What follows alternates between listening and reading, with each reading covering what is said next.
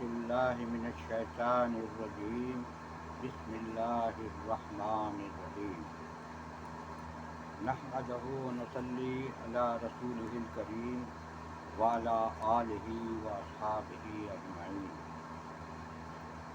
محترم بزرگوں اور بھائیوں، یہ رمضان المبارک کا مہینہ چل رہا ہے اور یہ بہت ہی بابرکت والا مہینہ ہے۔ اس بابرکت مہینے کے سلسلے میں اللہ تبارک و تعالیٰ نے قرآن مجید میں ایک مختصر سی سورہ نازل فرمائی، جس سورہ کا نام ہے القدر۔ یہ سورہ بظاہر تو بہت مختصر سی ہے، لیکن اللہ تبارک و تعالیٰ نے اس رمضان المبارک مہینے کے آخری عشرے میں اس کی فضیلت بیان کی گئی ہے۔ سب سے پہلے میں سورہ قدر کی تلاوت کرتا ہوں۔ بسم اللہ الرحمن الرحیم۔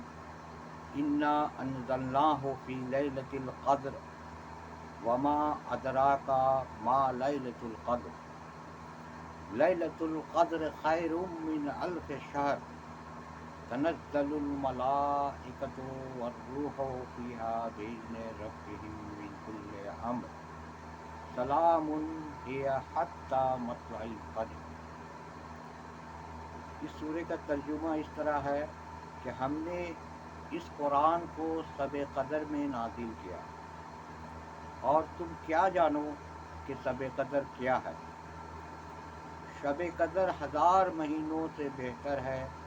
اس میں فرشتے اور روح الامین اپنے رب کے حکم سے ہر ایک کام کے انتظام کے لیے اترتے ہیں۔ سلامتی ہی سلامتی یہاں تک کہ صبح ہو جائے۔ میرے محترم بزرگوں اور بھائیوں، اس سورے کو اس طرح سے آپ کو آسانی سے سمجھ میں آئے گا کہ اللہ تعالیٰ نے کچھ اوقات کو دوسرے وقتوں پر فضیلت بخشی ہے۔ مثلا رمضان کا مہینہ تمام مہینوں میں عظمت والا ہے۔ دنوں میں جمعہ کے دن کو فضیلت ہے۔ اس کا مطلب ہوتا ہے کہ یوں تو عبادت اور نیکی کے کام جب بھی ہم کیے جائیں تو اللہ تعالیٰ ان کا بدلہ بڑھا چڑھا کر دیتا ہے، لیکن بعض اوقات کو اس نے اپنے فضل و کرم سے زیادہ بدلہ دینے کا خاص کر لیا ہے۔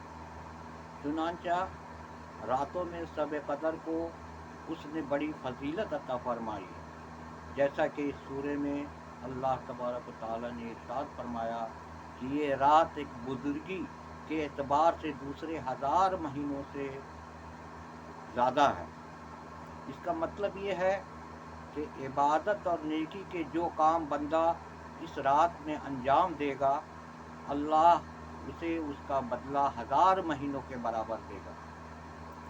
ہر بندے کی خواہش ہوتی ہے کہ وہ اپنے آقا کی عبادت کے لیے زیادہ سے زیادہ وقت نکالے اور اسی کے اعتبار سے زیادہ انعام کا مستحق بنے، لیکن ظاہر ہے کہ انسان کی عمر بھی محدود ہے اور اس کے ساتھ بہت سی ایسی رکاوٹیں لگی ہوئی ہیں جس کی وجہ سے وہ اپنی خواہش کے باوجود عبادت کے لیے زیادہ وقت نہیں دے سکتا۔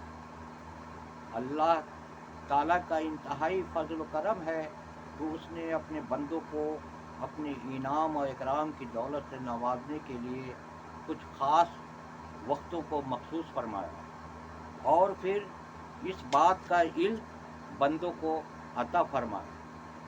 سورہ قدر دراصل اسی فضل اور انعام کے اعلان کی سورہ ہے۔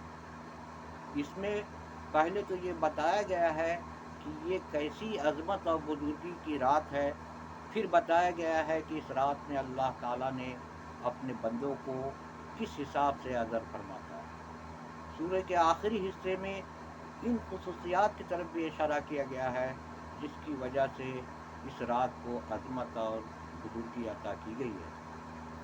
اللہ تبارک و تعالیٰ نے قرآن پاک میں ایک جگہ فرمایا ہے کہ قرآن رمضان کے مہینے میں نازل ہوئی۔ یہی بات روایت سے بھی ثابت ہے، جس کا تذکرہ اس سے پہلی سورہ کی تفسیر میں بھی آ چکا ہے، اور اس سورہ میں بھی سب سے پہلے ارشاد فرمایا کہ ہم نے قرآن کو شب قدر میں نازل کیا۔ اس طرح یہ بات معلوم ہو گئی کہ یہ عظمت اور برکت والی رات جس کا ذکر سورہ میں کیا گیا ہے، رمضان کے مہینے میں کوئی ایک رات ہے۔ احادیث سے بھی یہ پتہ چلا ہے کہ رمضان کے آخری عشرے میں یہ کوئی طاق رات ہے، یعنی 21، 23، 25، 27 یا 29 رمضان کی راتوں میں سے کوئی ایک رات ہے۔ اس رات کو اللہ تعالیٰ نے زیادہ ثواب دینے کے لیے مخصوص فرمایا ہے، اور اس خصوصیت کا اندازہ لگانے کے لیے ارشاد فرمایا ہے کہ یہ 1000 مہینوں سے زیادہ بہتر ہے۔ یعنی اس رات میں جو عبادت اور نیکی کے کام کیے جائیں گے، اس کا بدلہ اللہ تعالیٰ 30,000 گنا یا اس سے بھی زیادہ عطا فرمائے۔ قرآن پاک میں رہتی دنیا تک تمام انسانیت کے لیے اللہ تعالیٰ کی سب سے بڑی نعمت ہے۔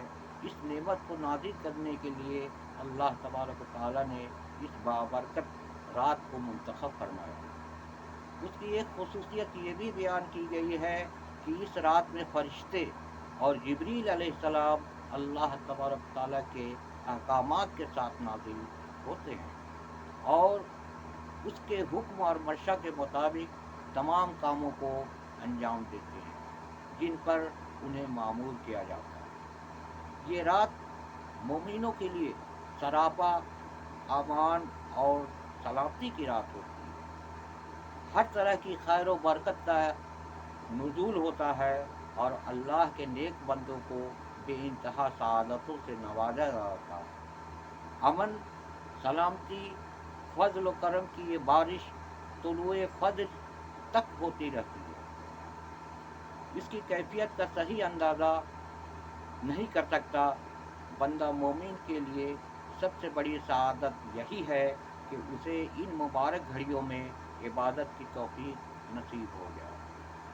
روایات سے معلوم ہوتا ہے کہ حضور اکرم صلی اللہ علیہ وسلم رمضان کے آخری عشرے میں خصوصیت اور اہتمام کے ساتھ عبادت کرنے کی طرف متوجہ ہو جاتے تھے، اور اپنے گھر والوں کو بھی اس کی تاکید فرماتے تھے۔ اسی زمانے میں حضرت صلی اللہ علیہ وسلم اعتکاف بھی فرماتے تھے۔ وہ اس طرح ان تمام دوسرے مشاغل کو چھوڑ کر اس وقت اللہ کی عبادت اور ذکر کے لیے مخصوص کر لیتے تھے۔ تو میرے محترم بزرگوں، بھائیوں، یہ شب قدر کی رات کی فضیلت ہم سے چھپی ہوئی نہیں ہے۔ یہ بہت ہی بابرکت رات ہے۔ اللہ تعالیٰ اپنے مومن بندوں کے لیے خاص کر یہ سورہ میں واضح طور پر فرما دیا ہے کہ جو بندہ اس رات میں عبادت کرے گا تو اس کا ثواب 83 مہینوں کے برابر ملے گا، یعنی کہ 1000 مہینوں کا ثواب ملے گا اگر ایک رات میں یہ رات بندہ مومن پا لیتا ہے۔ اللہ سے دعا ہے کہ اللہ تعالی ہمیں اور آپ تمام کو اس مبارک رات میں زیادہ سے زیادہ نیک عمل کرنے کی توفیق عطا فرمائے۔ وما علینا الا البلاغ، وآخر دعوانا ان الحمد للہ رب العالمین۔